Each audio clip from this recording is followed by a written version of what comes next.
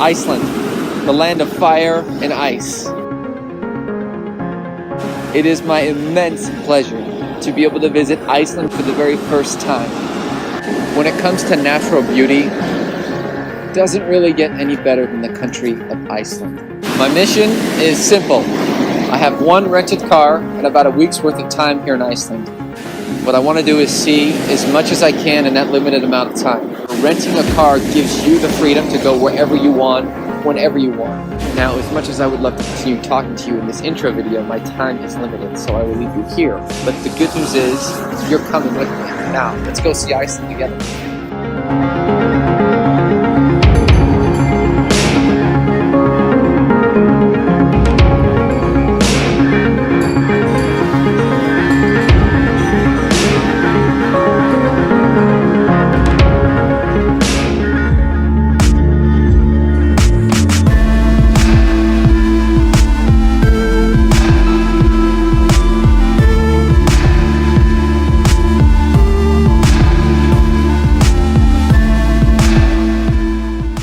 To hiking and trekking, Iceland just might do it better than any other place on earth. At the very top of the list when it comes to hiking in Iceland is the Laugavega Trek.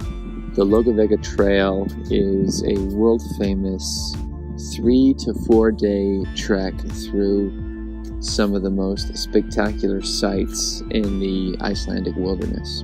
The Laugavega Trail is actually only available for a few months throughout the year. It opens up around the start of July and is walkable from July, August, and into September. The starting point of the Laugavega Trail is a place called Landmannalaugar. They also call this place Tent City, since when you get here by bus, you'll see all these tents propped up right at the beginning of the Laugavega Trail. So obviously it's a very popular spot to start the hike. Really what Landmannalaugar is known for is the color of the mountains. So these mountains they call rainbow mountains because you look at them and they are all types of different colors.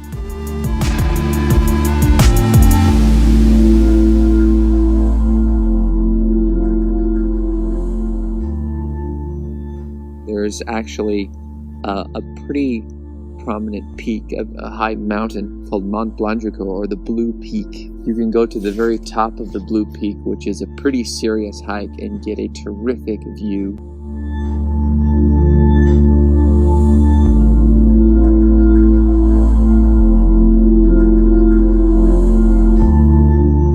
Welcome to the summit of Mount Blanjuka, otherwise known as the Blue Peak.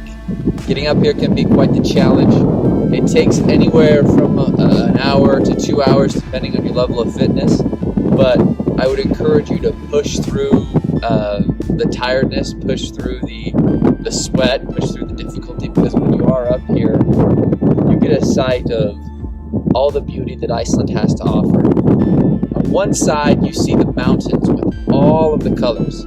It's no surprise they call these rainbow mountains, because you look at them and you see almost a light pinkish color, a dark brown, green. To the other side, you see hills, volcanoes, and lakes, geysers with steam popping up. It really is the quintessential Iceland postcard getting up here. It's called the Blue Peak. It gets its name from the shimmering blue-black color of its sides.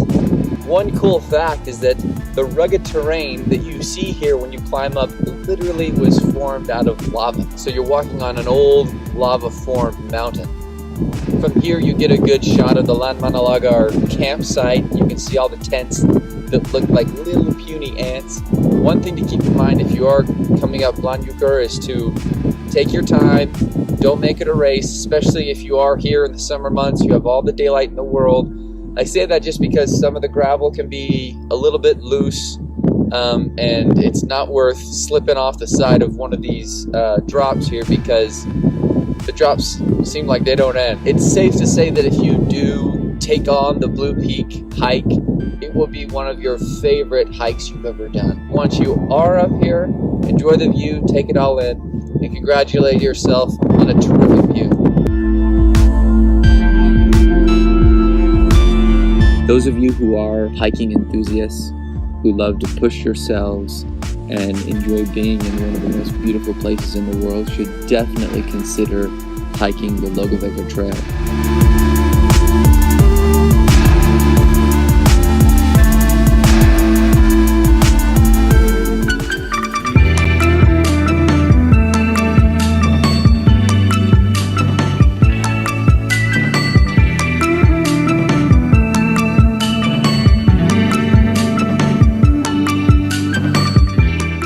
Looking at is the photographed mountain in all of Iceland. Kirkjufell, this towering peak right off the side of the highway.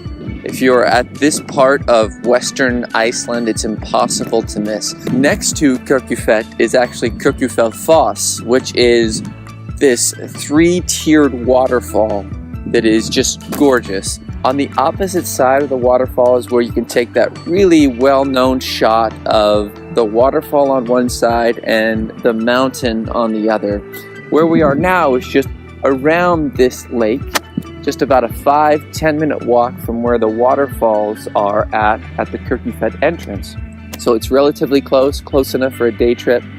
And if you are going to Reykjavik, certainly put this on your itinerary. Even though it is a few hours away, you see just how gorgeous it is and how isolated this peak is. It's something kind of straight out of a Disney park or a Disney story. It really is beautiful, and you can spend as much time here at the lake, at the waterfall, and certainly enjoy the scenery.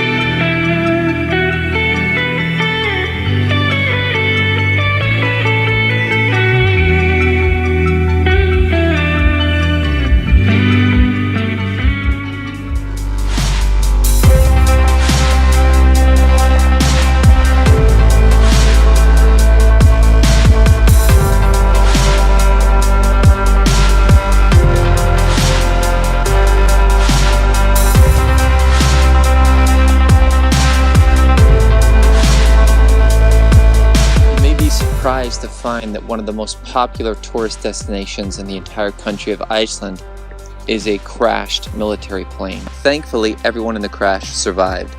The result of the crash was just a pilot error. The pilot switched to the wrong fuel tank, downing the plane. The result we have of the crash is a pretty amazing sight. You have this large silver United States military plane contrasted against this black sand beach of Iceland.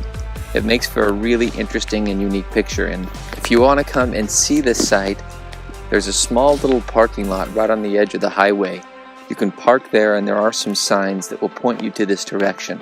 It's about a 1-hour walk if you're walking at a pretty good pace to get out here, so you want to make sure you have enough food, supplies, and certainly camera equipment if you want to come and photograph this thing. Going inside is pretty cool. There's not much there. There's pretty much just the main shell or the main body of the plane. Obviously all the wings are gone, but going inside and going around it gives you a good idea of what happened or what the crash was like. If you are in the area, make sure you pass by and see Sandar. The plane is a really cool sight. It gives you an interesting perspective, and it makes for a wonderful picture.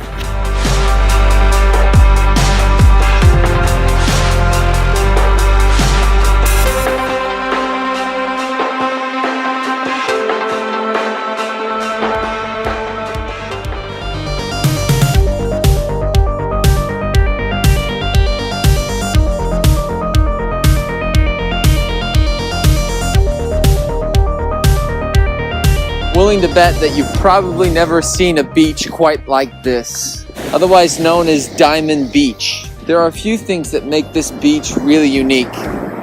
First of which is the sand. We're on a very fine black sand. I'm sure that goes back to volcanic roots somehow.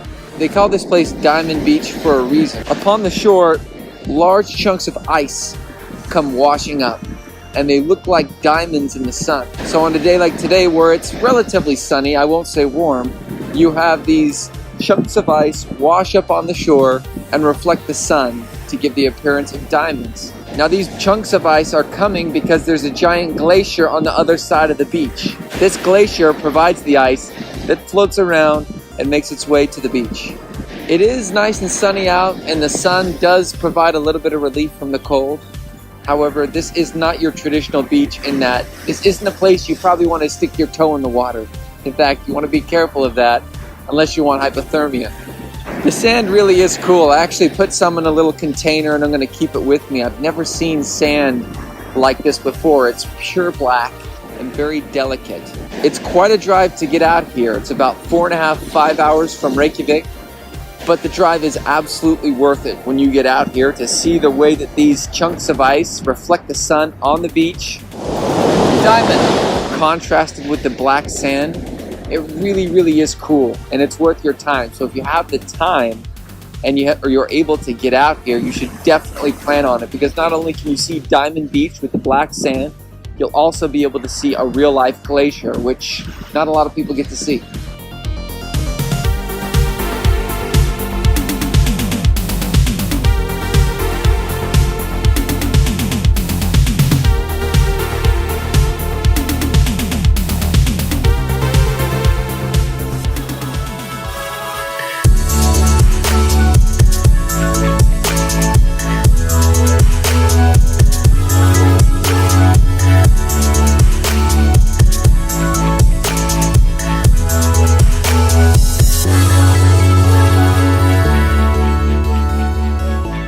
We're in front of Gullfoss, one of the most famous spots in all of Iceland and a premier attraction on Iceland's Golden Circle.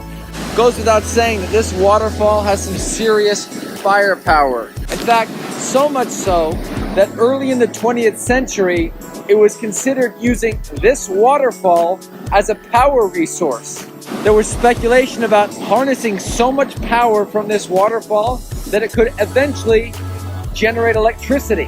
Gullfoss is a waterfall that cascades in 2 stages.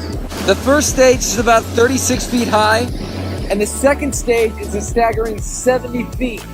Where we are right now is close, maybe a little too close for this video, but I wanted to give you an idea of just how massive this thing is and how much power it generates. This waterfall is considered by many to be the most beautiful and prominent in all of Iceland. In Icelandic, Gullfoss means golden waterfall. It was given that name because when you look at the waterfall in the sun, it has a golden tinge to it. If you are making this stop on your Golden Circle trip to Reykjavik, make sure to come and get as close as you can. Be warned, however, the closer you come, the more wet you will get. The runoff from the water splashes often the people who are here watching. So long as you stay back from before the waves, you'll be okay. But just get ready to have yourself and possibly your camera equipment get a little bit wet. But trust me, it's worth it. This waterfall is beyond cool. So please come here and just appreciate how powerful and really how awesome this place is.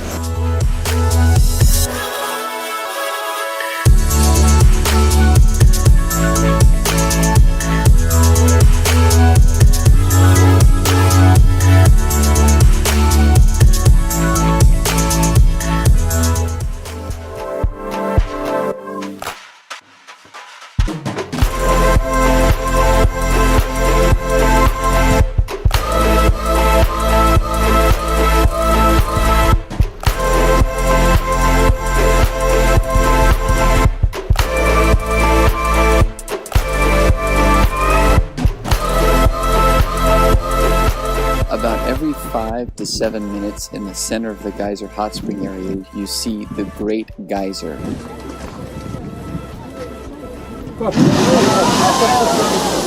Now this is a very large geyser that shoots boiling water up in the sky about 100 feet.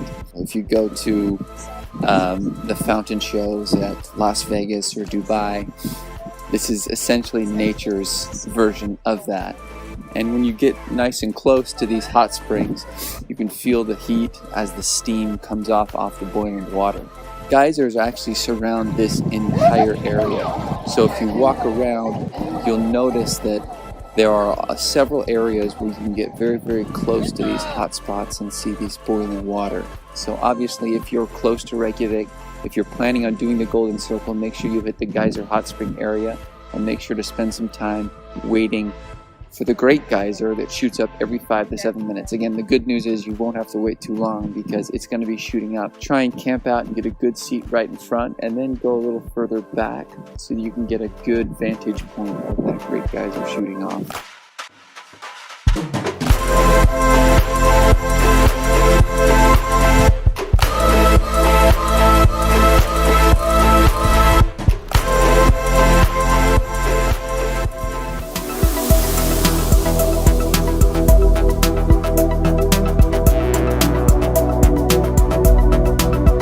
If it's not on your list already, be sure to put Iceland as one of the go-to waterfalls to visit. What makes this waterfall so unique is that you can go behind it. Having a path that you can hike, run beyond the curtain of the waterfall gives you that really unique perspective that you don't see really anywhere else.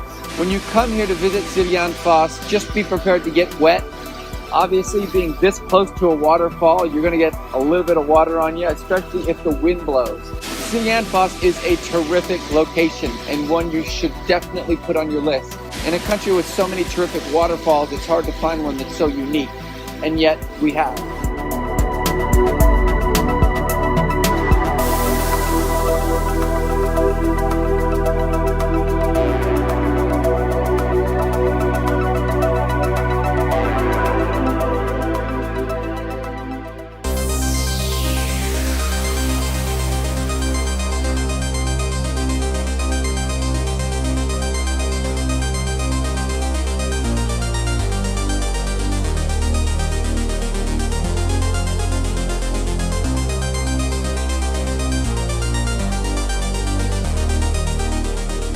What you are looking at is the most famous church in Iceland. This is called Hallgrímskirkja. Hallgrímskirkja is the tallest building in all of Reykjavik and the 6th tallest building or edifice in all of Iceland. Understandably, it's kind of a hotspot for tourists to see this really incredibly unique looking church in the center of the city. Hallgrímskirkja is visible from nearly any point in the city. You can always see the tip, very recognizable as it has the statue of Leif Erikson just right out in front of it. You can go inside for free like most churches in Europe, although when you do go on the inside, it is uniquely different from most of the major churches and cathedrals that I've been into in Europe. It's got much more of a modern, nice, clean feel to it. You go into some of these churches in Europe, they're very, very old, and you go inside and they're beautiful, but they're beautiful in a more antique sort of way. They look a little grungy, dirty. They essentially show their age. When you go inside Hallgrímskirkja, it's almost going inside of a hotel lobby. There's carpet, nice marble. The organ looks nice and clean. Stained glass looks really, really clean. It's well lit. It's not dark on the inside, and I was almost a little bit shocked and surprised by that, because most of these big churches you go into in Europe have a very much of an old school feel. Going inside is well worth it. It is open to the public, so you can go in. Just make sure you're respectful, that you're not talking very loudly, you're not snapping pictures with your flash on, and you can stay as long as you like, or as long as the church is open. It was designed by the state architect Guðjón Samuelsson in 1937. The church itself was named after one of the most famous poets in Iceland, Hallgrímur Pétursson. And really the design was meant to encompass Icelandic nature. That's what kind of went into the design. You can kind of see it seemed like it's almost like cut out of ice or cut out of stone. One common misconception about the church is that it's often confused or labeled the Cathedral of Reykjavik. It is not. The Cathedral of Reykjavik is actually in a different spot. This is just probably the most well-known church if you are in Reykjavik.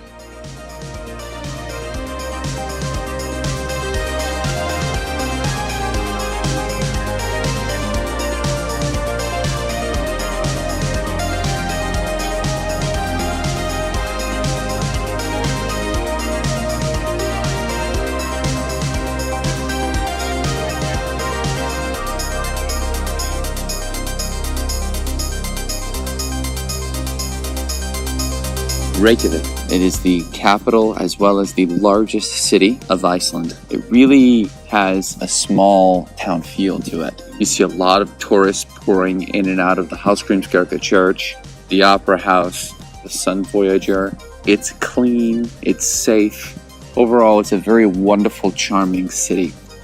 Reykjavik is definitely a city worth exploring. It's most likely that if you come to Iceland, you'll be spending at least some time here.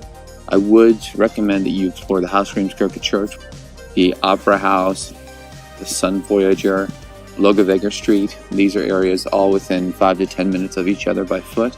You never really get that big city hustle and bustle feel, even in the capital, a city with over 100,000 people.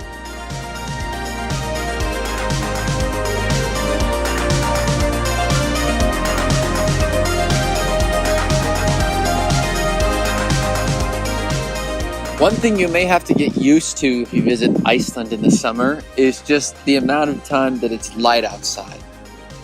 Right now, it's just past 11 o'clock at night. That's right, 11 o'clock at night. This can allow you to see several different sites in the city because you have so much daylight.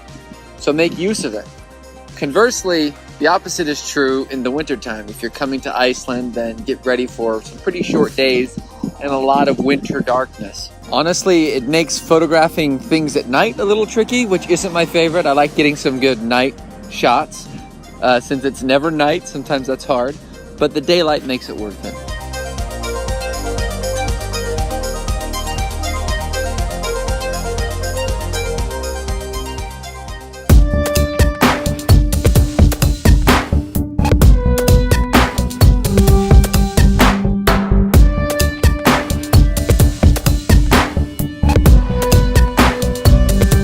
This is actually a lava beach. The sand here, which is black, was made out of ash. There are actually several lava beaches here in Iceland, but this is probably the most famous one. This is a very famous, popular spot to take photographs, especially with the rock formations in the ocean. Instead of being real sandy, it's more rocky, especially the closer you get to the water. So you get to the water and it's mini rocks, which really is better. The sand doesn't really get everywhere and annoy you. The rocks themselves are a little easier to deal with. You see this enormous natural pyramid made of basalt columns, and people think that they look like a staircase to the sky, and often you'll see people climb these, and it's really a natural wonder, and it complements the beach very, very well. Try and come here too in the evening where you can catch a sunset, which are just gorgeous.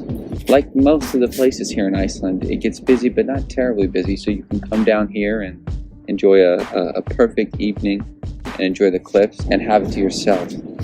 Another good time to come to Rensfara Beach is earlier in the morning. There are just a few people here on the beach, and to be here alone, you get a good, quiet, serene feeling. You just hear the crashing of the wave. Obviously, come to Rensfara Beach. This is a gorgeous place. I'm willing to bet you probably haven't seen a beach like it. To the extent that you are able to try and walk as far as you can along the beach, and you'll be in for a very peaceful, serene experience.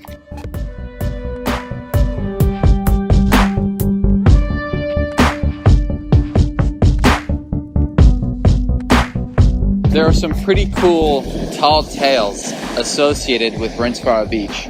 For example, the famous columns that you see when you first get out on the beach. Legend has it that these large basalt columns were once trolls trying to pull ships from the ocean onto shore.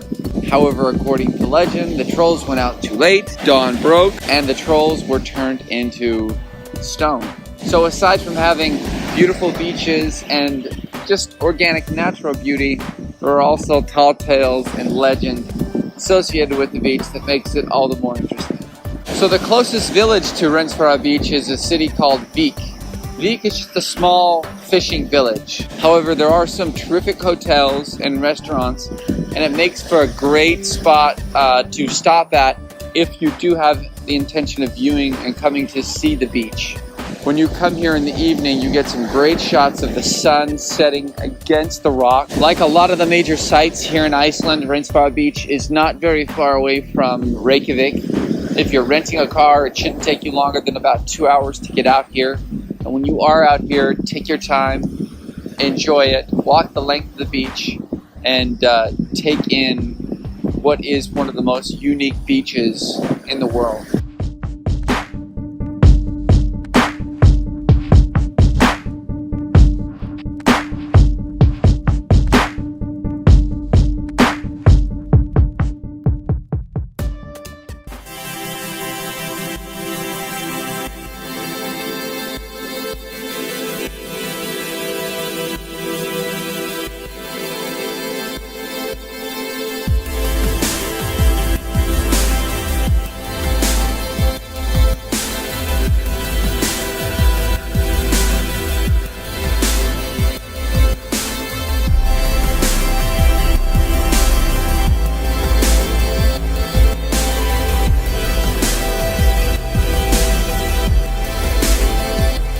So, are you impressed yet? Welcome to Skogafoss, the crown jewel when it comes to waterfalls in Iceland. Skogafoss is 200 feet high and a towering presence as you're driving by the small village of Skogar. Now, Skogar is just about an hour or so out from Reykjavik, so doing Skogafoss in a day is totally doable. Skogafoss is also the end point of the Laugavegur Trail. You'll see a lot of people starting their hike here or ending their hike here, depending on the direction. Like Gullfoss, Skogafoss is incredibly powerful. When you get here at the parking lot, you can just hear the sound of the water crashing up against the ground. Now, although not terribly advisable, especially if you have very expensive camera equipment, you can walk up right to the very, very front of the falls. This will give you an idea of just how powerful this waterfall is. Make sure you're careful. You will get wet, as will your equipment, but it will be a very, very cool experience. Just to the side of the falls is a trail that leads up. Now, this trail will take you the opposite direction of the Laugavegur Trail. So that means after you pass Skogafoss, you will go and pass about 25 other little waterfalls. If you keep going on this trail, you'll eventually go on the road to Thorsmark, where you'll see the Fimmvörðuháls Pass. It's likely that you've seen Skogafoss in either Hollywood movies, commercials, or promotional materials. This is the quintessential image that appears in people's minds when they think of a waterfall. Skogafoss is accessible and visited by many all throughout the year. You can even come here during the winter time. It is a lot more cold and slippery, but still nonetheless very, very beautiful. If you have an affinity for waterfalls, or if you just want to see an awesome and terrific spectacle, you must come visit Skogafoss. As beautiful as it looks in pictures, they do not do the real thing justice. You will be mesmerized, you will love it. So make sure you put it on your list. Do not miss it. Make sure you bring your poncho.